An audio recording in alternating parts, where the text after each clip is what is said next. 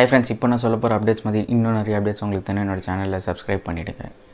எப்போவுமே இந்த common Indians நீங்களும் நானும் தாங்க சஃபர் ஆகிறோம். சீரியஸாக இந்த கவர்மெண்ட் இருக்கு இல்லையா, அதானியாக விட்டுருவானுங்க, அம்பானியாக விட்டுருவானுங்க, அதுக்கப்புறம் விஜய் மாலியாவெல்லாம் கூட விட்டுருவானுங்க. இப்போ விஜய் மாலியா ஏதோ நல்ல மாதிரி பேசின்னுக்கிறான் அந்த பாட்காஸ்ட்லலாம். ஷாக்கிங்காக என்ன நியூஸ் வந்திருக்குன்னா, ஐசிஐசிஐ பேங்க் இருக்கு இல்லையா, இவங்க இப்போ ஃபைனை வந்து இம்போஸ் பண்ண போகிறாங்களாம் அக்கௌண்ட்ஸில். இப்போ ஃபார் எக்ஸாம்பிள் நீங்கள் மெட்ரோ அண்ட் அர்பன் சிட்டிஸில் இருந்தீங்கன்னா நீங்கள் மினிமம் பேலன்ஸே 50,000 வச்சுருக்கணுமா. காமெடியாக இருக்குது. அதுக்கப்புறம் வந்து அர்பன் சிட்டிஸ் இல்லை இருக்கிறவங்க, அதுக்கப்புறம் நியூ கமர்ஸாக ஜாயின் பண்ணுறீங்க இல்லையா, அக்கௌண்ட்டை திறக்கிறீங்க இல்லையா, அவங்க மினிமம் பேலன்ஸ் வந்து 25,000 வச்சுருக்கணுமா. ரூரல் ஏரியாஸ், இந்த கிராமம் இந்த மாதிரி ஏரியாஸ்லாம் இருக்கு இல்லையா, அவங்க 10,000 கிட்ட சேவிங்ஸில் அதான் அது அக்கௌண்ட்டில் வந்து பேலன்ஸ் வச்சுருக்கணுமா. கேட்குறதுக்கே ரொம்ப சிரிப்பாக இருக்குல்ல. ஃபஸ்ட்லாம் 500 1000 சொல்லிட்டு இருந்தாங்க, இப்போ இவ்வளோ பெரிய அமௌண்ட்டு சொல்கிறாங்க.